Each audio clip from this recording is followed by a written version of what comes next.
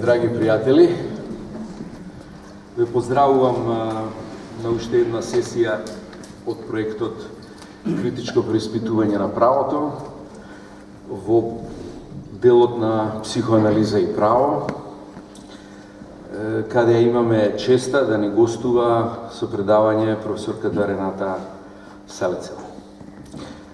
Таа е професор на инаку славна, знаат Ljubljana, Словенија, знаеме ние, овдека знаат Европа. Професор Salecl е професор на правен факултет во Институтот за криминологија во Ljubljana и предава психологија, психоанализа на Birkbeck универзитетот во Лондон. Денеска беше љубезна да ни направи еден краток абстракт на тоа што мисля го предава, да ви го презентира, под наслов Правото помеѓу психоанализата, невронауката и генетиката. Ке се бави и за нас многу љубопитно ќе ја следиме, со улогата на психоанализата како алатка во анализа на субјективизирањето или на субјектот во ситуација соочен со социализација на разните аспекти соочување со правото, повнатрешнување на чувството на вина, занемарување на врските со правото или правење злостор или казнување себе си без да се направи никаква посебна злостор или посебно крично дело. Процесот на социализација и интернизирање, повнатрешнување на овие феномени ќе биде интересно да ни го соочи од незин аспект и посебното задоволство со она што го никога уживање ствари во трансгресија и анксиозноста при соочување со правото. Сега, кога се јавуваат при субјективизирањето на субјектот, кога се јавуваат нови аспекти на биополитика и на сциентистичко објаснување на тие феномени, коментарот кон психоанализата дека е застарена, дека е надмината, таа реагира во таа смисла. Дали кој е незиното место објаснувачко како алатка на новата позиција на субјектот денеска. И сега со таа љубопитност и со таа отвореност ќе и дам, и немајќи ништо друго посебно да кажам, освен дека ако биде се во ред како што планираме, ќе имаме уште еден евент во оваа област, еден колоквиум, ако излезе на време книгата Човекови права и психоанализа, која че сум јас автор, пак имам еден колоквиум, можеби за тоа подосна во истава оваа подтема на критичко преиспитување на правото. Сега немајќи што друго да кажам, ќе препуштам со задоволство збор на професорката Рената Salecl. Предавањето ќе оди на англиски јазик и дискусијата после тоа и расправата, прашањата ќе одат на англиски јазик, ако нема, не мислам дека ќе биде проблем, не? Рената, повеќе. Hvala.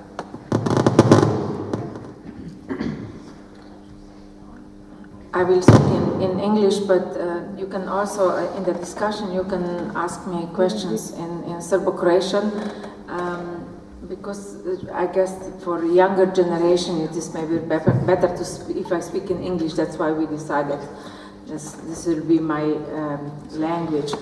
I will share with you my kind of thinking about what psychoanalysis can say about the subject of law, in contrast to the new, now fashionable sciences like neuroscience and genetics. Some years ago, now it's quite some time, when we still had critical legal studies, I remember I was invited to a conference on this theme at Harvard University, and I arrived the day before in my guest house. I was searching for the place where I can, where I can have dinner, and at exactly that moment, another professor who was at another conference was having the same problem. just by coincidence, ended up searching for the restaurant together and then shared the meal. And that professor asked me, "What are you going to speak at your conference?" And I said, "I'm speaking about psychoanalysis and law." And the person lost his nerves. He started, shouting how in these times there can still be people who believe in the unconscious. You cannot scientifically prove it, you cannot, statistically analyze it, it's complete bullshit. And then I asked him, "What about you? What are you speaking at your conference?" And he said, "I'm a physicist and I'm speaking about black holes." And I said, "Don't you have a slightly similar problem? You also can't go into your hole, measure it statistically and so on." He said, no, but I can mathematically prove its existence, you cannot. So as you can imagine, we never shared another meal. But this thinking, that we are coming from such different perspectives, that people working in science and people working in psychoanalysis cannot find common language, is quite prevalent.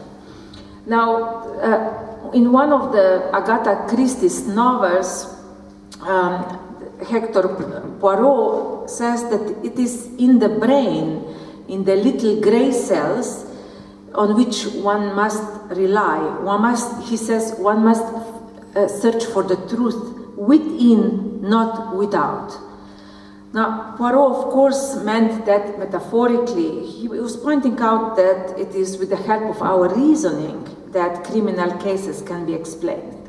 But nowadays, we more and more are actually taking that literally, that it is in the brain or in the body as such where the truth of subjectivity can be found. Now, you have probably observed that there have been, in the last years, even already, kind of few decades, quite an obsession with forensics, like all the TV shows. Some people even go studying, police sciences or even law because they have watched these films. And for me, it has been interesting, how far forensic actually penetrated our lives.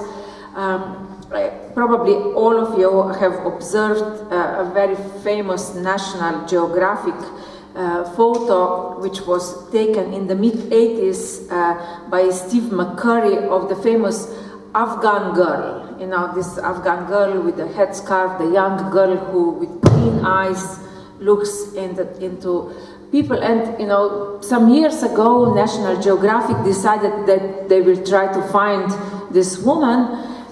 They were, searching up in Tora Bora for this woman, and a number of women said, we are the famous Afghan girl. But their story did not match the photographer's story. Now then they came to Sharbat Gula, and she was at that time, living in a refugee camp still in Pakistan, and her story actually was similar as McCurry. But they didn't really believe her story until they did forensic analysis of her eyes.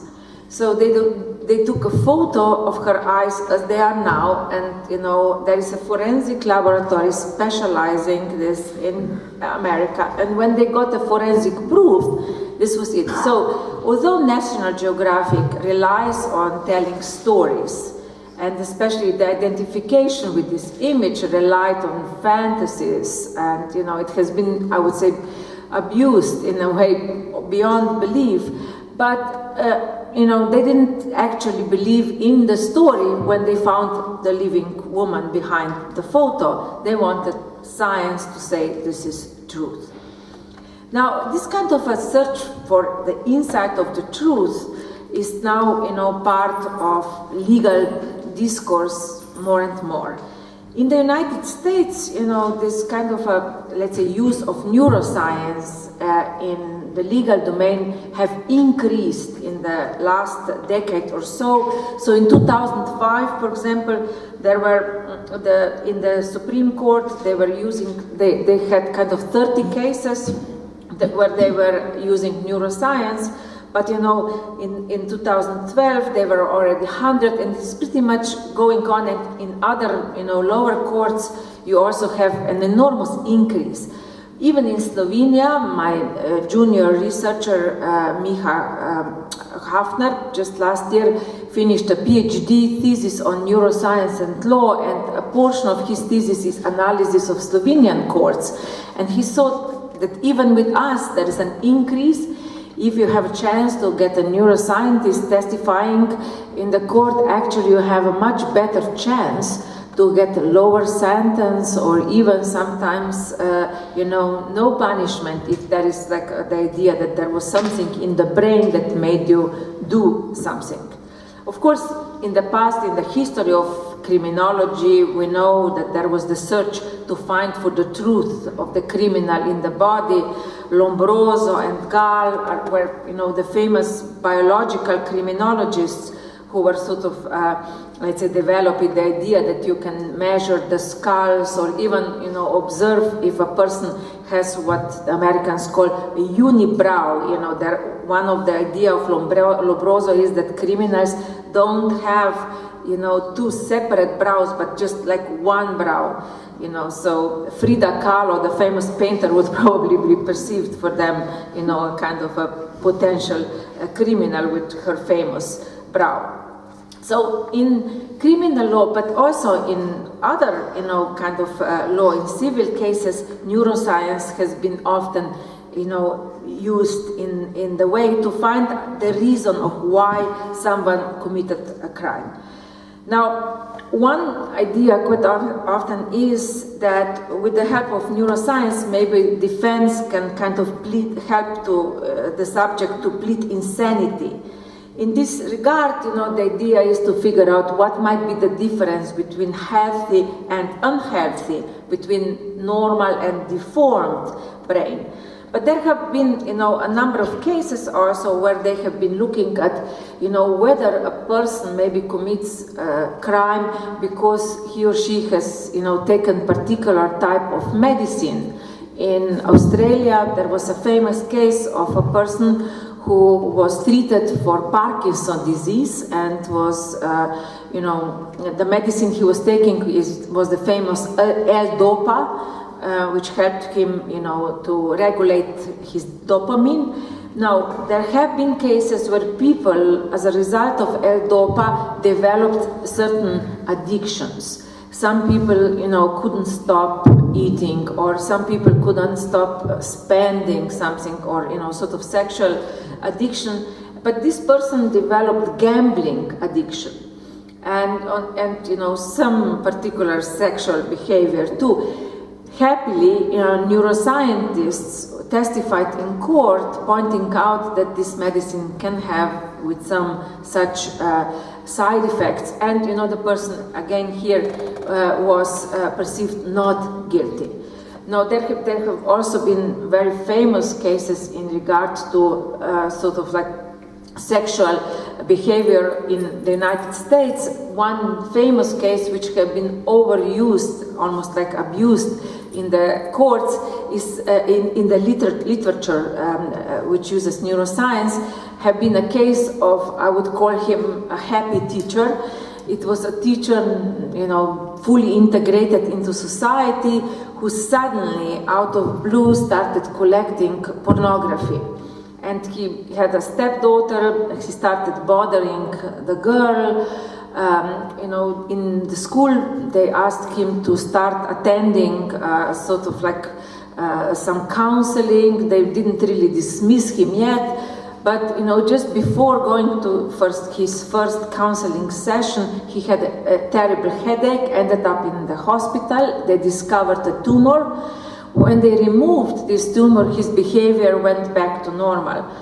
You know, a few months later, he started collecting pornography again, and doctors discovered that the tumor reappeared. Now, this is a case where we can see that, you know, a particular growth in the brain was pressuring, you know, a part in his brain. And we cannot say that another person, of course, with a similar kind of tumor would have similar changes in his personality. Now, we also have an increase of the use of genetics in law, not only forensic analysis, but more and more also the ideas that maybe people are genetically predisposed for crime.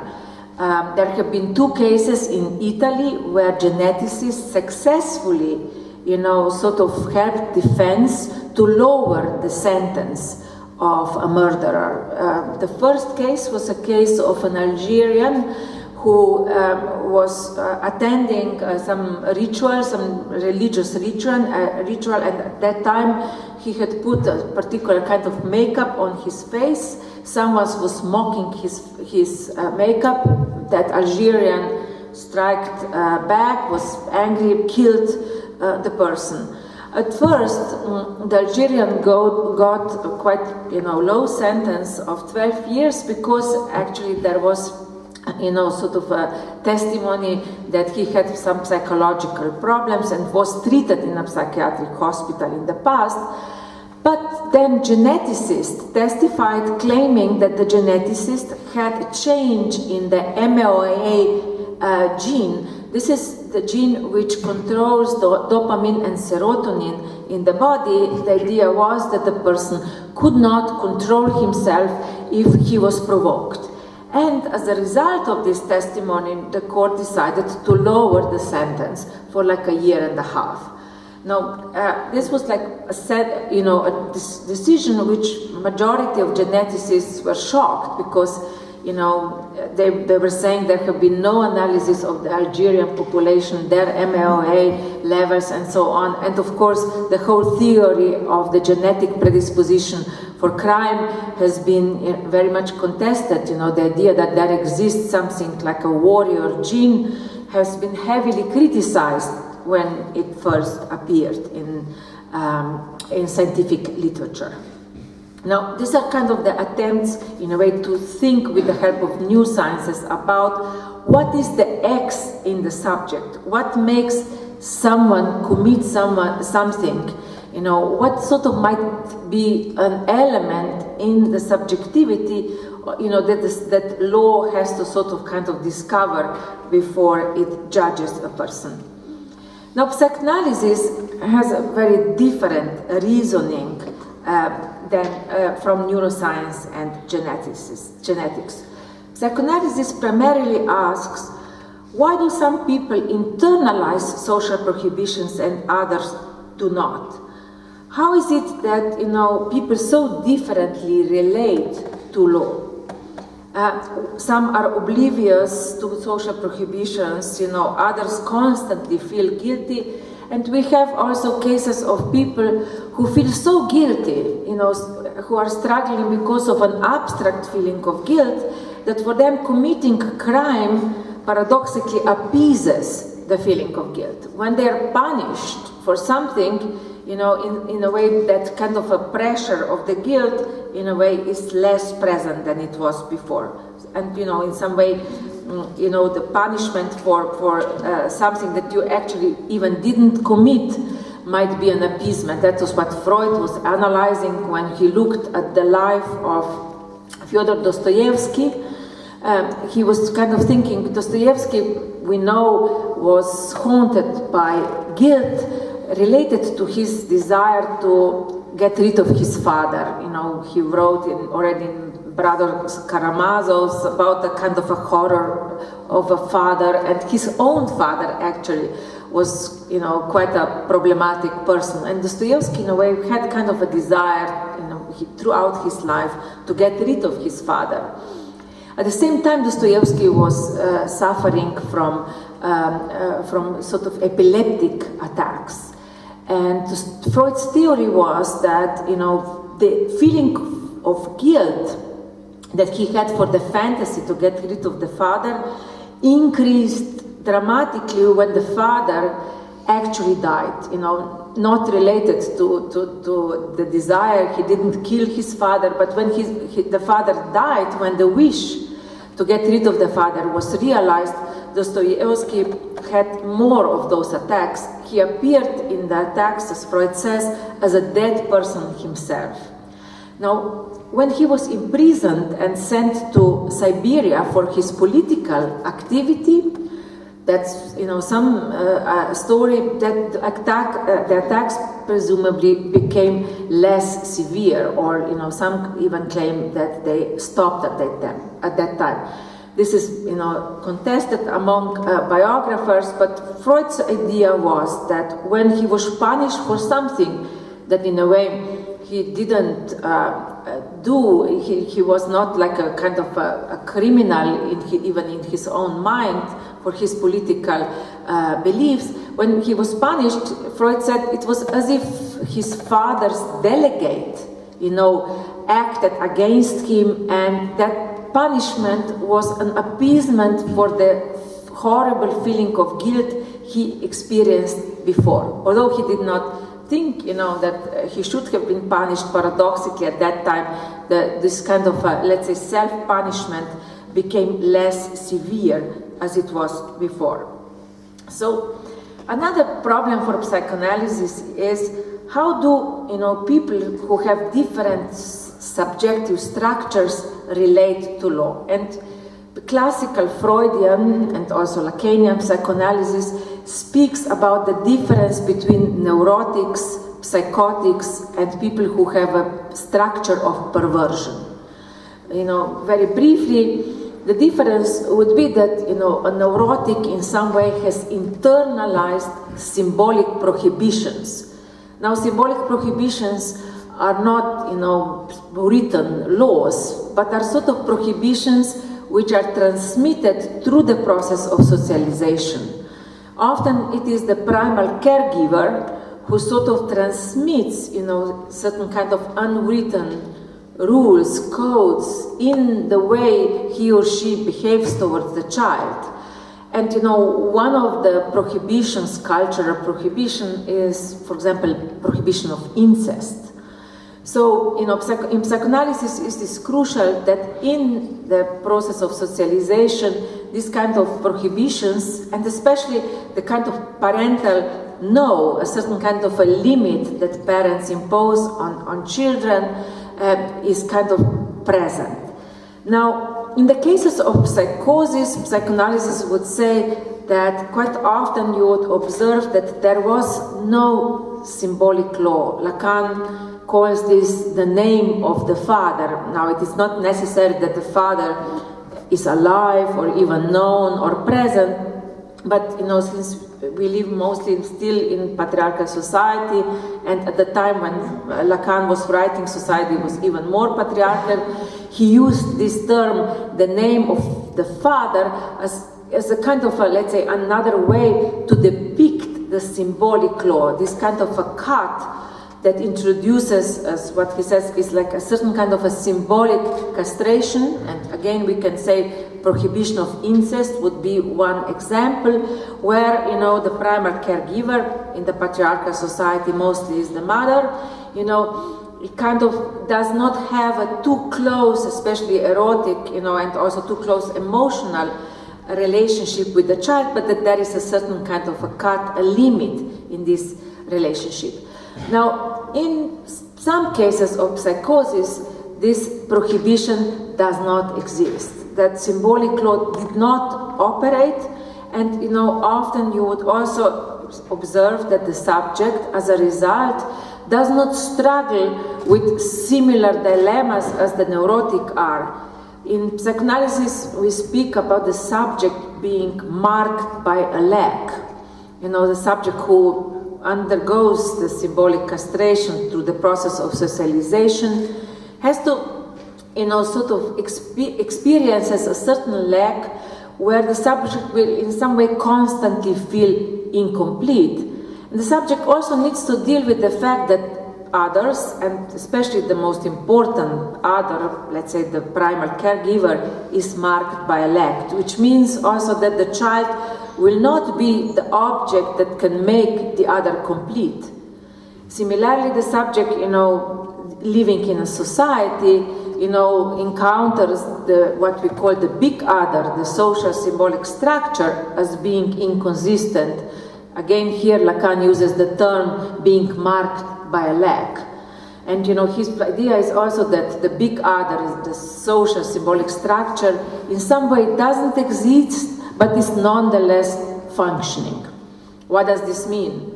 Let's say our society around us, the written and unwritten codes, rituals, institutions, and especially language, is nothing we can really rely on as being coherent, consistent, creating, a big other that, is truly kind of something we can rely on. But however, we create a fantasy that it does. And this fantasy, helps us to create temporary fantasy also about our own consistency, or, for example, about the idea that we ourselves have identity. Here in the, area of former Yugoslavia, we have observed a collapse of one big other. When Yugoslavia collapsed, it was a certain symbolic setting that collapsed. And nations very quickly started creating their own big others. We created stories that we forever wanted to be independent. In Slovenia, for example, and I'm sure here similarly, I have to write your book, I'm sure you tackled that, created a story that, from, centuries on, you wanted to be an independent country. I've seen your famous Verso museum, and I've seen that kind of fantasy described, and I was like, oh my God, it started in sort of like thousands of years ago, the desire for an independent Macedonia. And you probably also remembered that when Yugoslavia collapsed, and not only Yugoslavia, when other socialist countries collapsed, they started cutting out of their flags the star, the communist star. So at first there were, flags with a hole in them. But very quickly, countries were searching for something to put into this hole, either some historical figure, or whatever, or we Slovenians will quickly ask some designers to sketch something to put in. And in a way, we can say that these are all, kind of explanations of the subject searching for, a coherent kind of a big other, and creating actually a fantasy, often, a kind of a very particular nationalistic fantasy of the big other, which presumably exists. But of course, quite often it collapses, or it's undermined, or we feel that others are stealing from us something and undermining the big other. So we constantly need to kind of patch up this fantasy, and we do it unsuccessfully.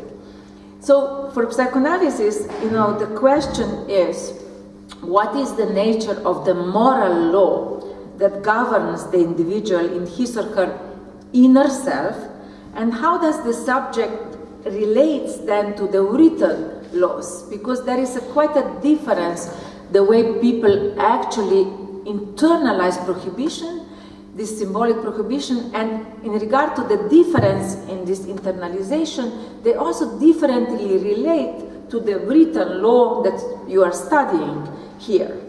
So quite often, we can say that people might have an enormous kind of super ego, very strong feeling of guilt, and they would relate completely differently also to the written law. And we know with people who might have a structure of psychosis that they might be lacking, the feeling of guilt, which is why, for them committing some crimes might be easier. Although they don't commit more crimes than neurotics, they differently relate also to their own act, and quite often also to the punishment, which is why for legal system, it is traumatic to observe, for example, a person who had committed numerous crimes but shows no remorse, no feeling of guilt. In the UK, in the early 2000s, they were dealing with a case of a doctor who killed more than 250 people. He administered, morphine to old people who were ill, or some were about to die, but for some, he just decided, it's up to him. He was kind of a godlike doctor, who committed those crimes. When he was finally discovered, it took many, decades that he was discovered, he showed zero remorse, gave no explanation, wanted to be called doctor in prison, behaved like doctor, even, was quite a useful doctor, performed some small surgeries. But when one of his cellmates committed suicide next to him, and in the morning he woke up, he measured the pulse of the guy, realized as a doctor this is a dead person, went back to sleep. In cases like that shows that the person had no remorse. However, he looked on the outside completely normal. Actually, he was a very respectable doctor because he liked to come to very ill people. A lot of doctors don't like to come at home visits, but he came, he was really compassionate, talked to people, the family and so on, and then of course administered some poison and the person died, but then, he called the next day, asked how the person is doing, went to the funeral, wrote a letter and so on. So a very compassionate person in the interaction. However, when he was discovered, when his crimes were discovered, he showed no feeling of guilt, no feeling of remorse. He committed himself suicide in prison, which for the British public was sort of the last straw, because actually everyone was hoping that there will be a moment where he will show, some sign of accepting that what he was doing was wrong, and he didn't. Now, one of the main challenges of psychoanalysis in regard to crime is to deal with the issue of responsibility. Paradoxically, psychoanalysis perceives the subject as much more responsible than the law often does, the law in terms of Britain law. Psychoanalysis tries to kind of carve the space for human responsibility that in a way goes kind of beyond nature-nurture divide.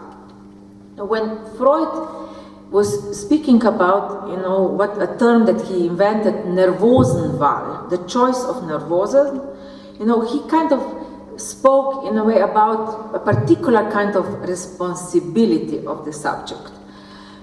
Freud's idea was that a subject shouldn't be perceived as being determined simply either by biology or by sort of, let's say, social family setting.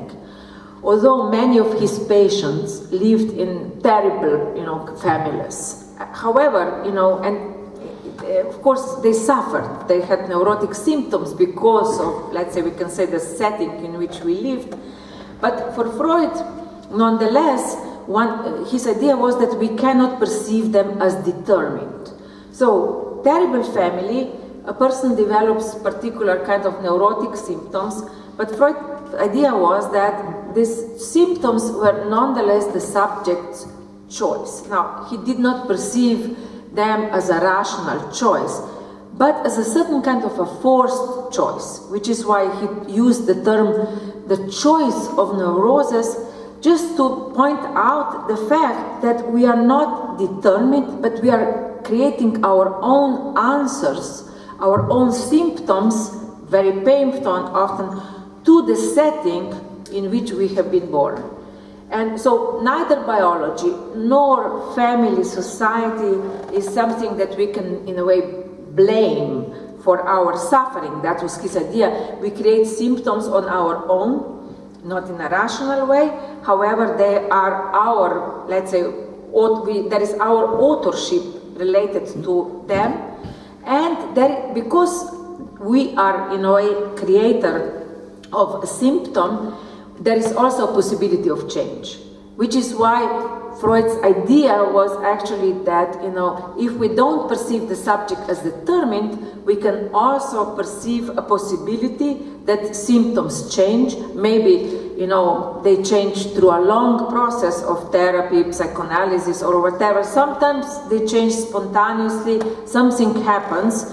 So there was a certain optimism in Freud's reasoning. The subject is perceived, therefore, as someone who creates, in a way, his or her kind of a symptom, even suffering, but of course the subject can also make changes. However, Freud's idea was that often changes happen in the unconscious way. It is not simply that rationally we can say, now I will change, but there are certain shifts which happen, which we cannot easily put into words, but as a result of it, our suffering might also get alleviated. Now, criminology often explains a criminal act either by locating kind of the causes for it in the external factors, for example in poverty, family dysfunction, peer pressure, or with the help of psychological kind of factors, addiction, aggression, manic depression, various disorders, and so on. But when we think this criminological analysis with the help of psychoanalysis, we have to add that this kind of analysis of the subject in a way should try not to dehumanize the criminal. So the criminal in psychoanalytic view on criminological issues in some way is not simply perceived as kind of an entity caught in the either social or kind of, let's say, family mechanisms, or both.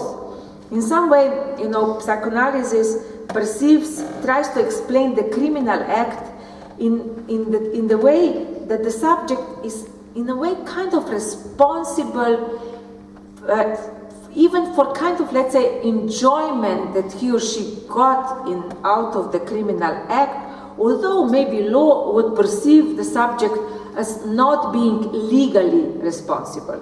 Which is why I said that psychoanalysis perceives responsibility in a way more fundamentally than law might. So law might look at what might have contributed to someone committing a crime, might get a psychiatric evaluation and so on, but psychoanalysis would understand, would try to understand also what were the unconscious mechanisms of the subject, what were the fantasies, and in some way, for the unconscious mechanisms too, we are in some way responsible. Again, not legally responsible, but subjectively responsible. So we can say, for example, that psychoanalysis would also look at what can explain crime. Let's say that shoplifting might be a reaction to the lack of love or other traumas of childhood, or shoplifting can be actually an enjoyment of the subject in the adrenaline that shoplifting causes it.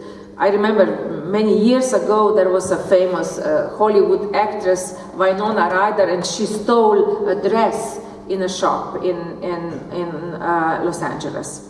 A dress for $3,000, which she could have easily afforded. And that kind of act of shoplifting might have been linked to a certain kind of enjoyment. In French psychoanalysis we use the term jouissance. We do not translate jouissance with enjoyment because the English term enjoyment is in a way too positive, while jouissance kind of captures the pleasure in displeasure. It's not simply a positive enjoyment. So we can say that shoplifting can be a moment of jouissance, of an adrenaline, where maybe someone is testing, does the law operate, will they catch me, or whatever. And we can say that there is a certain kind of a pleasure in displeasure that they find that the subject is sort of searching for. So crimes like this and other types of crime, psychoanalysis would try to take as specific modes of kind of subjectivization, as means by which, in a way, the subject might try to resolve inner tensions, inhibitions, trauma, or is searching for some kind of a jouissance. Now, we can say that, even if death can be explained as, as a lack of love or whatever, or as a repayment of certain symbolic death, For psychoanalysis, the question will be, what was the subjective gain of the subject, not what the subject gained by, shoplifting, but subjectively, what was the subject, in a way, trying to do or resolve, and so on. Lacan's idea in a early text on criminology that he wrote was that in some way what psychoanalysis should do is not to dehumanize the criminal. Always perceiving the criminal as human and not reduce him or her to being a cog in the interplay of some mechanisms, social, family, or even biological mechanisms. In a way, we can say that the subject subjectivizes him or herself through an act, like crime, always in a new way. So psychoanalysis often perceives, criminal acts as some kind of a passage to an act, passage al act, an act with the help of which inner tensions of the subject tried to be resolved. The subject tries to do something with, some kind of an inner tension. So the essential thing for psychoanalysis is what role a certain transgression, for example, theft, plays in the libidinal economy of the teeth. Jacques Lacan spoke about sort of 3 types of crime that interested him. He spoke of crimes of the ego, crimes of the self, and crimes of the superego. Crimes of the ego are sometimes committed for simple profit.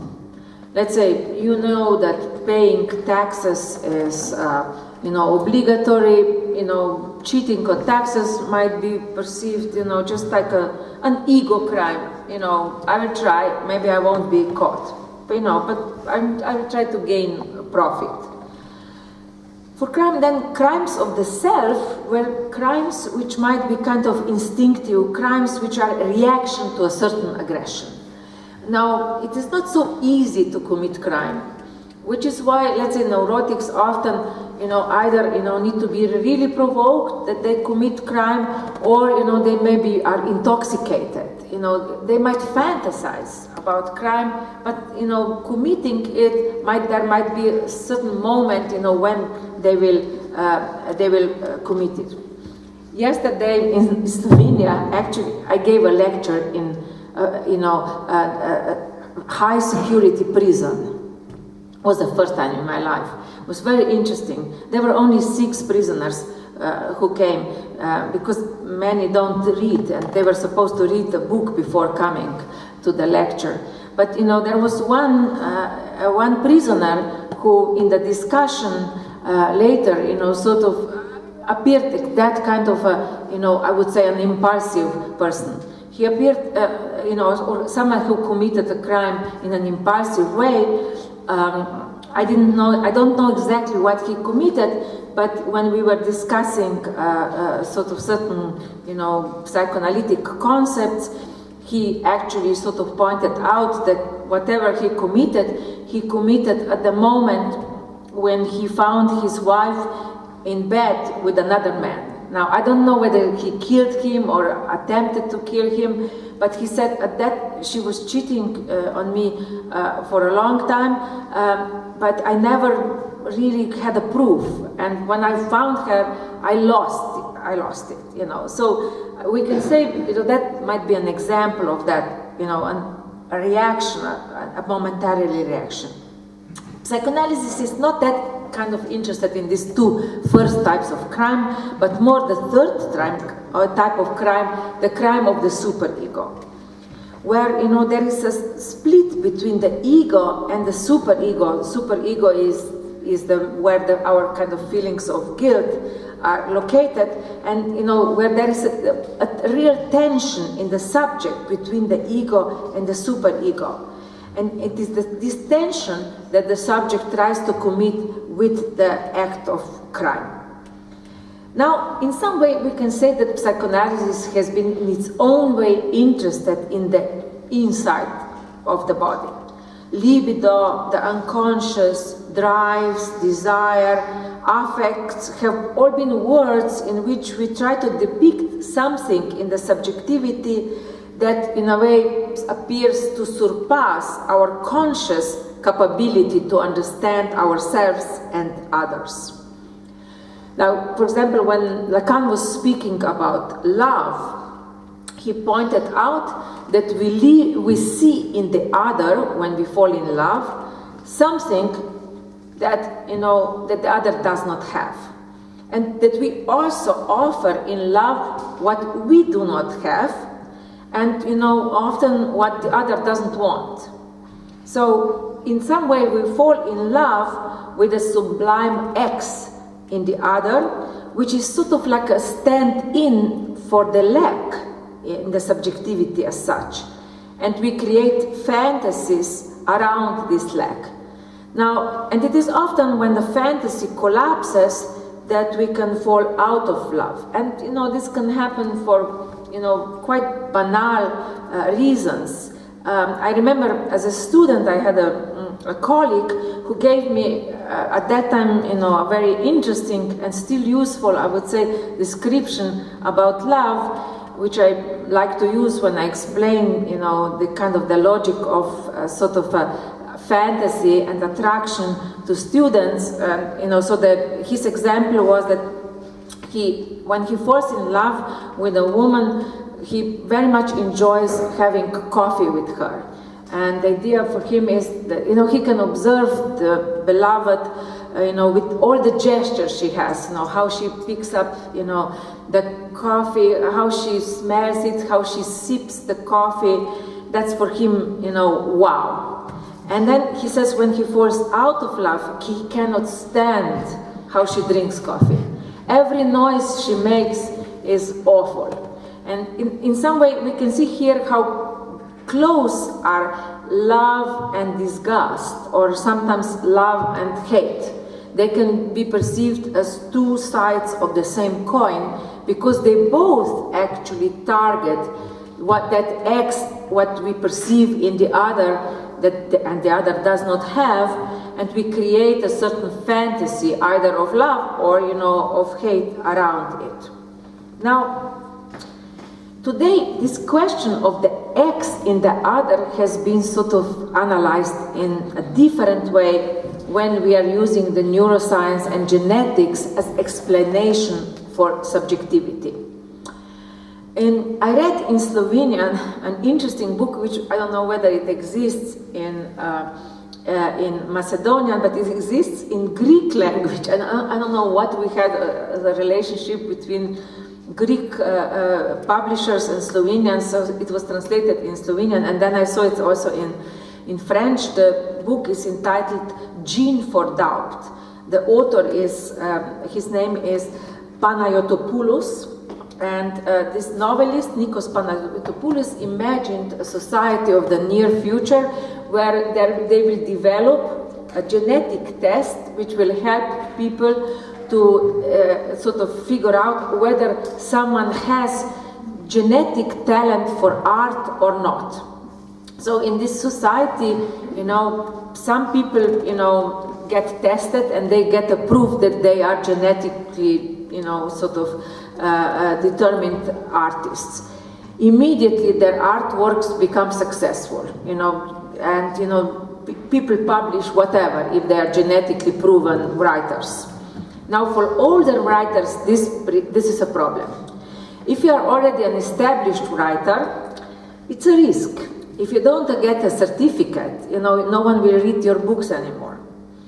So, some older writers fight again this test. But, more and more society creates, special publishing houses for genetically determined writers. Galleries emerge where only genetically proven painters exhibit. And there is an old writer who decides he will not get tested, he will, fight against it. Now, when he's on his deathbed, almost no one reads his books. But he has been writing, about the need for doubt and, against determinism. Just before he dies, he decides nonetheless he will get tested. But then he decides he doesn't want to hear the results. Now, when he dies, we, the readers, learn that he had the gene for arts. Happily, you know, his society is already shifting, and his book gets published, the book praising doubt, and, you know, happily in the near future, then society does not have the obsession with genes. However, in today's society, we are kind of going in this direction. Just a few years ago, I was invited to give a keynote at a genetic conference in Cambridge. By coincidence, you know, geneticists asked me to give an outside view on genetics. And, you know, I was the most anxious as I ever was giving a talk. There were 500 people speaking, you know, a language in genetics which I didn't really fully understand. And then I gave my kind of psychoanalytic talk. Somehow I survived. But I had actually a lot of fun at that conference. I didn't know anyone. So, you know, I spoke with random people, and I realized how many entrepreneurs there were at this conference. And, you know, when you are at the conference like this, they're constantly giving you pens, some bags, something for whatever, you know. There's a lot of advertising for their businesses going on there. And then I meet a guy who is developing a genetic dating app. So he explains that in the near future, it will be so cheap to decode your genome that you will be able to kind of put your genome on your telephone, on your smartphone, and then his business will connect it to a dating app, like Tinder or Match.com and so on. So his idea was that you will go to the first date, let's say a coffee, and your phones will be switched on and they will work. You speak and they will, you know, match your genes. So at the end of the date, you will get the results. First will be the results, what are the potential genetic illnesses if you ever conceive a child. It's a first date, you know, we are not even in bed yet. So then you will get the result of what are the potential illnesses that this potential partner might have in the near future. What is the percentage for Alzheimer, you know, which cancers are lurking behind and so on. So I said to this guy, do you think that people really want to know this after the first date? And he said, of course. Why would you waste time with a person who has bad genes? Now, I didn't yet see if this app, you know, exists, but nonetheless, you know, this reasoning, you know, somehow is more and more prevalent. There are more and more tests that people are, you know, submitting themselves, not only tests in regard to, you know, where are their family members and so on, but also what awaits them in the future, you know, so what kind of illnesses might come. And of course, a lot of questions are emerging also related to the fantasies that people have, what they have inherited, you know, what they are passing on. And, you know, psychoanalysts who have been looking at these anxieties in regard to genes have also observed that when we are anxious about some genetic illness, maybe getting a negative result does not help us with our anxiety at all. We just go to another test, we search for maybe other genes and so on. And a lot of people also have kind of anxieties about, you know, their parents, what they have inherited from them or not. I myself have experienced this when my son learned about genetics in the first years of primary school, and when he came home, you know, he said, Mommy, why didn't you fix your genes when you decided to have me? I said, like, which genes? He said, like, because I have to wear glasses and I know that, you know, myopia is genetically transmitted. I think that you should have fixed that gene first and then decide to have a child. And I said, it doesn't exist yet, this technology. And, you know, my son then said, no, I think, you know, I learned that 50% of my genes come from my father, and happily there I got some good genes. You know, so that's okay. So I said, which is the best gene you think you got from your father? And he said, the gene for not having too many friends. Now, at that time, I was kind of often criticized that I'm dragging him from one visit to friends or relatives to another instead of leaving him with his computer games. So we can see that, you know, genes became for him a certain kind of point where he can attack me and, you know, kind of also kind of canalize his frustration with me. Now, we can say that, you know, we always create a certain kind of a fantasy also around, in a way, the genes. So my idea would be that in some way we are living in some kind of a neurogenetic real. In psychoanalysis, in Lacanian psychoanalysis, we are speaking that, you know, the subject is marked actually by lack, and that another name for the lack is the real. The same as society is marked by the lack, and, you know, which means that there is something in society that escapes, that cannot be put in the words, that cannot be symbolized. Here too, it would be the term real that depicts that antagonism, lack. So more and more it appears that genes and brain, also in another kind of setting, appears to be, you know, a stand-in for that lack. As if we will depict the gene, we will actually come to, you know, to the core of the lack in subjectivity. With the help of these new sciences, we are therefore creating a certain kind of a new fantasy, and even a new imaginary. We're often fascinated by the images related, you know, to the brain. In American jurisprudence, they are speaking about the kind of a Christmas tree effect. The idea is that, for example, when the images of brain, fMRI scans, for example, are presented in the courtroom, they blind members of the jury as kind of a Christmas tree in some way blinds us. We often forget that they are computer generated. We don't understand that different machines might create different images, and we also don't understand so much the power of transference, the fact that there is often, you know, an expert explaining what he sees in the image, and the two experts might explain it differently. However, our transference to the expert, you know, plays an important role when we perceive, you know, an image like this. So we can say that the new imaginary, new images that are emerging, the new symbolic, new language, let's say new language of also DNA, genetics, neuroscience, and the new perception that there is something real related to, you know, the gene in the body are kind of, you know, opening new perceptions of subjectivity, and very much influence also how we perceive in the domain of law the subject who is judged.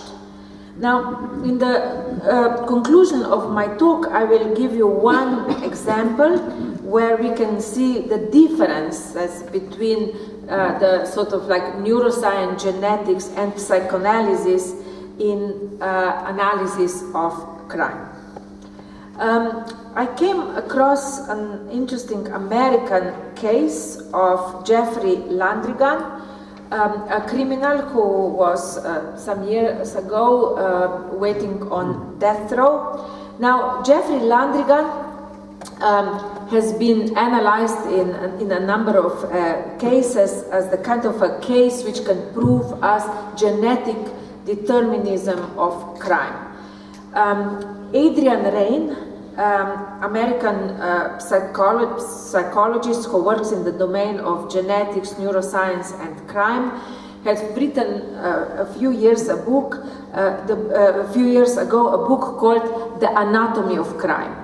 In this book, Adrian Rain claims in a way that actually Cesare Lombroso was onto something, but he didn't have yet the tools to kind of scientifically prove who might be a criminal, but now we have. So he takes the case of Jeffrey Landrigan, which others take as an important case too. Jeffrey was adopted when he was a very small child into presumably stable American family. Now, Jeffrey, however, came from the family of criminals. His biological father was a criminal who murdered someone, and Jeffrey actually, as a baby, for the last time saw his father in the prison when his mother took him to visit him. After his mother abandoned Jeffrey in a daycare. One day she just didn't come to pick him up. So he was taken in by social services, then given up for adoption, lived in a kind of presumably stable environment. However, in his society, people knew that he was a son of a criminal. His grandfather was also a criminal, and his great-grandfather too, the biological fathers. Now, Jeffrey was a problematic child. Throughout his early childhood, he didn't want to follow rules. He ended up doing some petty crimes as an adolescent and so on. He committed his first crime when his girlfriend was pregnant, when he was about to become a father himself. He killed a godfather, a person whom he asked to be a godfather of his unborn child. Jeffrey was sentenced, put in prison, but he was put in a prison which was not kind of a terribly high security. However, in prison, Jeffrey met another prisoner who said, "Oh, you look very similar to a prisoner that I met when I served another sentence in another prison." And actually, that friend in prison put Jeffrey in contact with his biological father. That person was a biological father sitting in another prison. His name is Daryl Hill, and they started writing to each other. In some way, we can say that committing the crime helped Jeffrey to find the father he so much wanted to find, his biological father. Jeffrey then escaped from prison, and he wanted to find his biological mother, who lived in Arizona. When he was on the way to find his mother in some town, in a bar, he met a gay man who invited him home, and the next day that gay man was found dead. Jeffrey was later, a few days later, found stealing something in a petrol station. DNA linked him to that murder, and Jeffrey ended up on death row for killing that man. Now, when Jeffrey was on death row, the idea emerged that he might have been genetically predisposed for crime. But his father was actually also on death row. He himself, tried to kill another person. So the biological father and biological son were at the same time, on death row.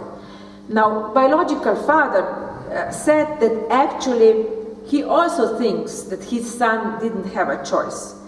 He said, "I don't think there can be any doubt in anyone's mind that he, Jeffrey, was fulfilling his destiny.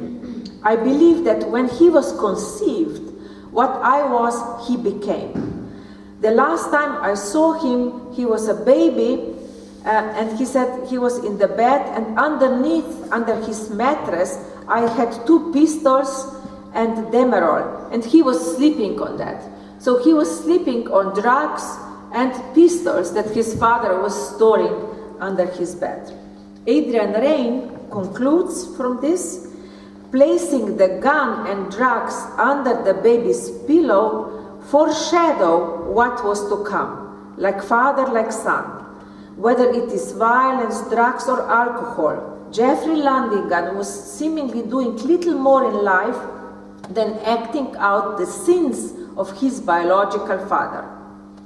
So for Adrian Rain, the very fact that Jeffrey was adopted and later loved by this family could not change the biological determinism of his genetic makeup. Now, this is, one story. Then there is a neuroscientific explanation of the same crime. After Jeffrey was executed, the judge who gave him death sentence said that actually when she learned about neuroscience, she started thinking that maybe she should have given Jeffrey life imprisonment and not death sentence. Now, the information that emerged was that Jeffrey's mother at the time of pregnancy was consuming alcohol and taking drugs. She was an adolescent, quite reckless. And so the judge, said that knowing now that from neuroscience that consuming these substances affects the unborn baby, after this we can say that maybe there was some kind of a neurological problem with Jeffrey. So this would be neuroscientific reasoning. Now, psychoanalytic look at this case, however, would think, differently. We would first think about the identification that Jeffrey had with the biological father and the fact that everyone around him knew that, Jeffrey came from such criminal background. And, we would also question what role did the term father actually play in Jeffrey. How come that he committed the crime when he was about to become father himself? How come that he killed Godfather?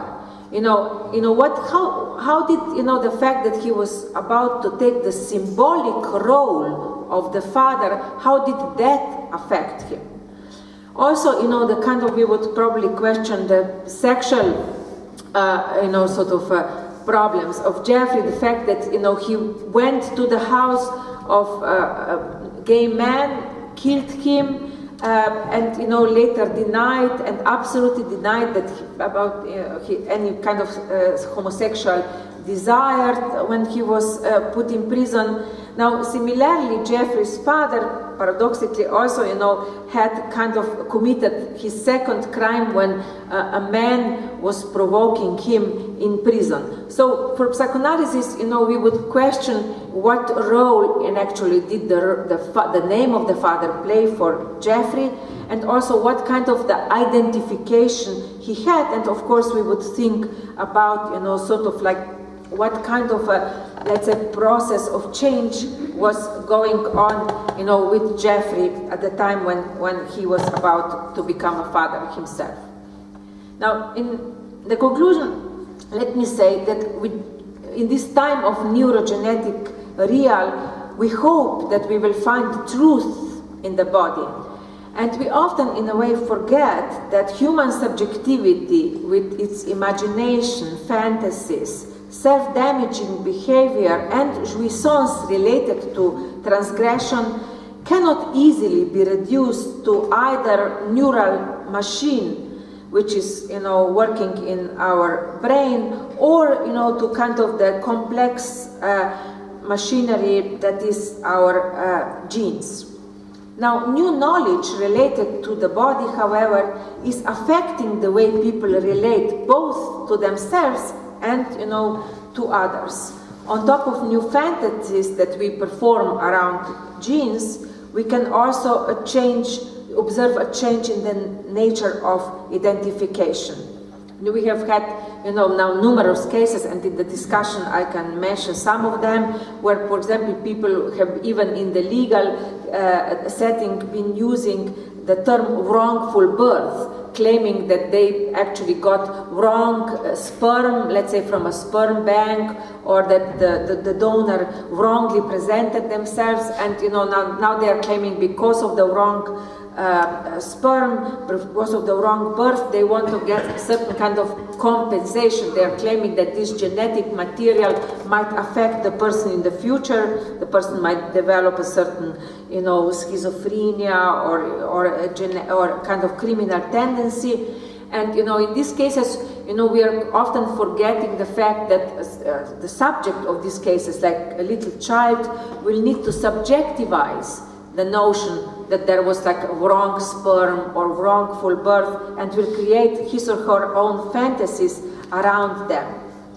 Now, when genetic science, you know, today is speaking about the power of the social, of course, they are pointing out that genes are not something kind of fundamental in us, but they are very much, you know, kind of responding to the environmental and social family factors, which is why epigenetics is such an important part of genetic scientists. However, you know, epigenetics in a way also points out that the very language, culture in which we live affects the genes, or, you know, is kind of affecting some genes to operate or express themselves and others to not. So from psychoanalytic point of view, we would be actually interested also in some way how the very change in the language society and such, which is searching for the truth in the body, but creates its own new language, imaginary and so on, is in some way affecting us. So in some way, psychoanalysis will have a lot more work to do, and I think that it will need to in some way open up the doors to discuss these issues together with other sciences, which is why for me myself it is quite often a challenge, let's say, to speak with geneticists or neuroscientists. My idea is not that psychoanalysis needs to in a way directly follow in their footsteps, but it probably needs to take the new knowledge and use its own vocabulary, its own knowledge, its own sort of, let's say, symbolic, its own perception of subjectivity, and sort of analyze what kind of changes have been happening in the last years or decades. And here, of course, for law and psychoanalysis, there will be, you know, a new domain emerging. For it is up to us in a way to kind of, I would say, create in a way a new field which will try to also give an answer to law, you know, what is the kind of the new subjectivity that we are kind of, let's say, dealing with today. Thank you.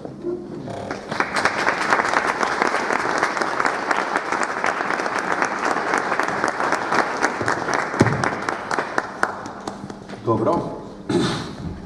Pa сега фино, не, јас нема да ве прозивам као невротичари, психотичари и остали, туку појавите се со идеи и со прашања кон гостинката. Инаку, оваа зона на психоанализа и право или психоаналитичка юриспруденција е ствари многу проблематичен дел од правото и правниците не сакаат лесно да го прифатат. Им ги клати основите, ги тера да се соочат со собствените ситуации внатре и со начинот на кој се однесуваат, кога повнатрешнуваат правото. Меѓутоа, истовремено е една од најплодните критички алатки за позицијата на правото и односот на субјектот кон него. И затоа е, по моје мислење, ова вистинска тема и таа тема некако ќе развиваме колку што можеме, колку што насите сили понатака.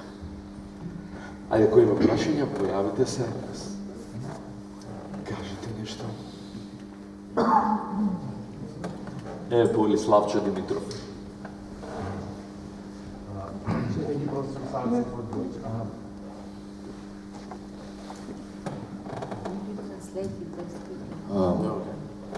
Thank you for this inspiring lecture.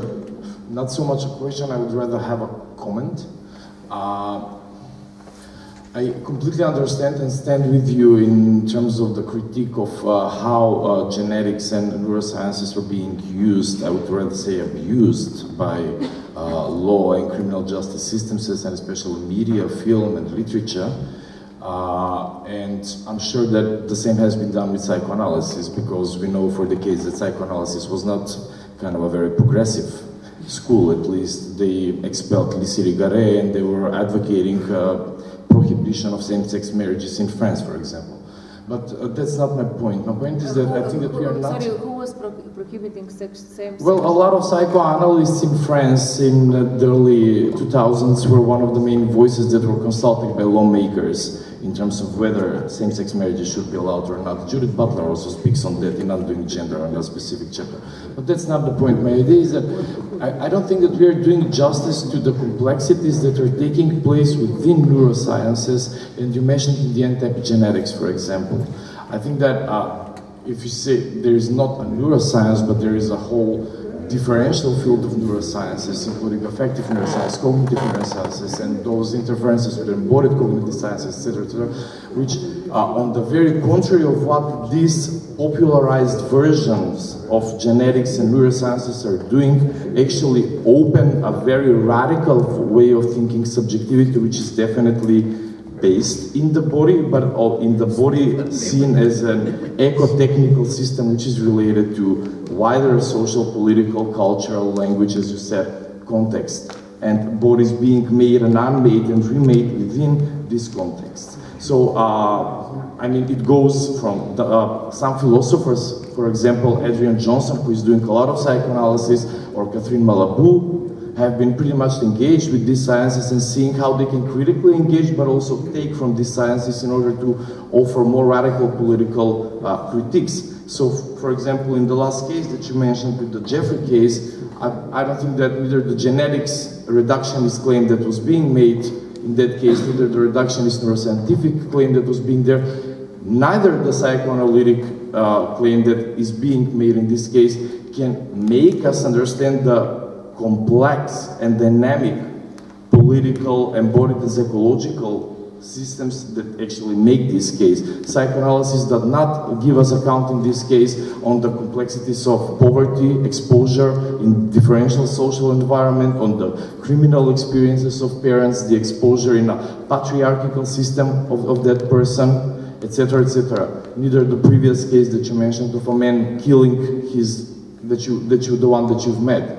I don't think that the problem here is just, I don't know, from a, as Deleuze said, the mommy, daddy, boy triangle of psychoanalysis, but it's much more a matter of why did he have to kill someone when he caught his wife cheating on him, which gets to have a lot more things to do with social and political factors related to patriarchy and misogyny than with, I don't know, some internal privatized scenario. So in those terms, I would rather caution here to be to do justice to what these new sciences can offer us. And I think that a lot of critical theorists are doing incredibly interesting engagements with what Brian Masumi, Erin Manning, I mentioned Malabou, John Protevi is also doing, a lot of people doing in affective sciences, but also feminist theories like Susanna Okayama, who is doing developmental systems theories, people working with dynamic systems theories, with neurosciences, that say that body is not the limit.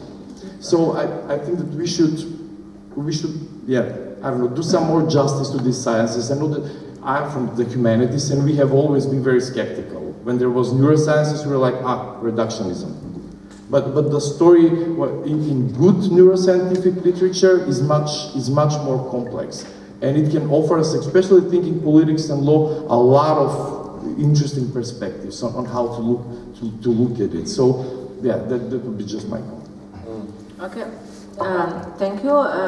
This is here the idea is to bring these issues together with law, and you know, in some way, my recent work has actually been together with neuroscientists, and we have in Slovenia completed a 3-year project, Neuroscience and Law, together. You know, people from Faculty of Law, Criminology, and Neurology Institute at the Faculty of Medicine, where there are, you know, our most important neuroscientists working. We published a book, unfortunately it's only in Slovenian about it, but actually I must say that it was the neurologists, neuroscientists who were the most critical in our research group.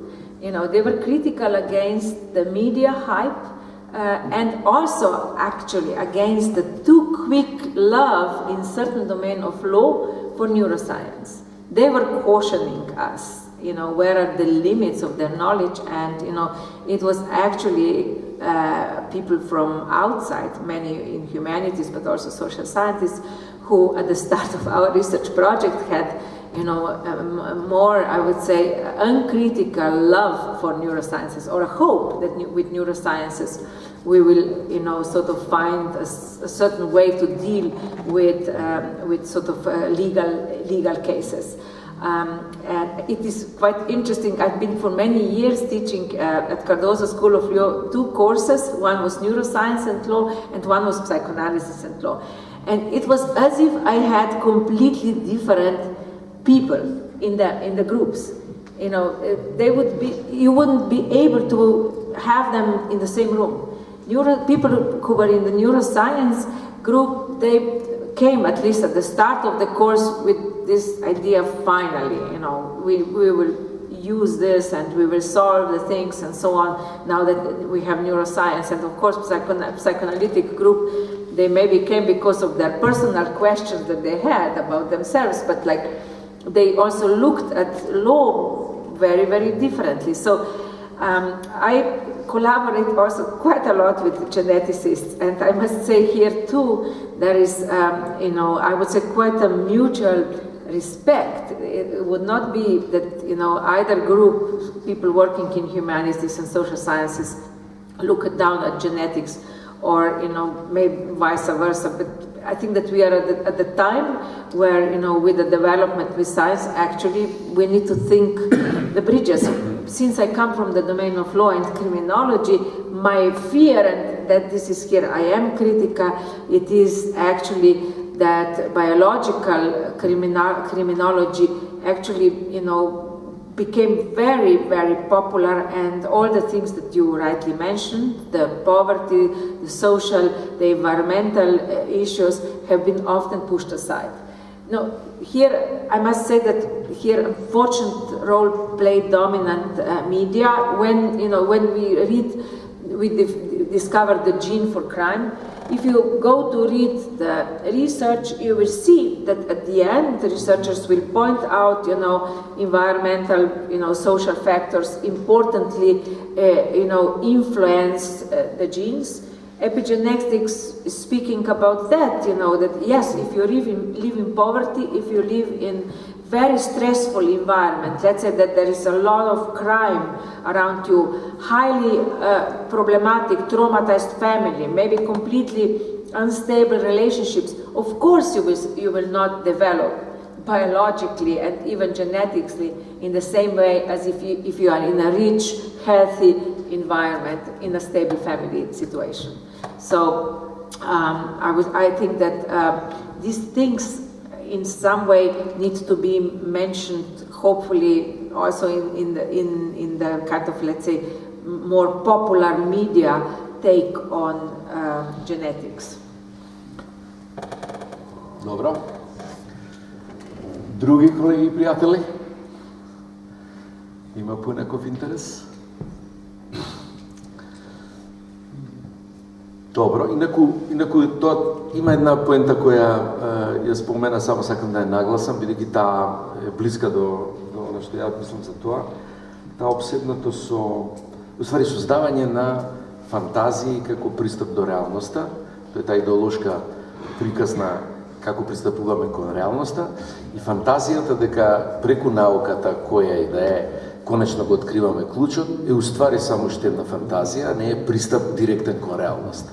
Тоа имате осекогаш како методолошка алатка во джеп. Да не се излажеме дека со уште една идеологија, може би малку пософистицирана, а уствари имаме клучот на научното разоткривање на субјективноста или субјективизацијата. Фантазиите, тој однос од кон реалноста преку идеологијата или фантазијата треба да го имаме секогаш на ум во таа фина или по скромна, по-пристојен однос кон новите науки или кон развојот на технолошкиот напредок како таков. Тоа беше поетата. Ајде, други колеги.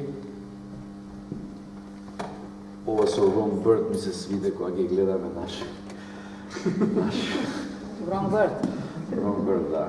Imate kod vas? Ne, ima v parlamentu, ne, druga bi še po druga. Nimate problema? Ne imamo problema, zato ga zapišem, ki je izvreden opis na ličnost. Dobro, ako ne drugo, toga želim da se zablagodaram na gostinkата, ni napravi golema čest, da je jedna inspirativno predavanje, da se zablagodaram vas na brojnost i na interesot i se gledame u jedna druga ovakva prilika, da se opidemo da držimo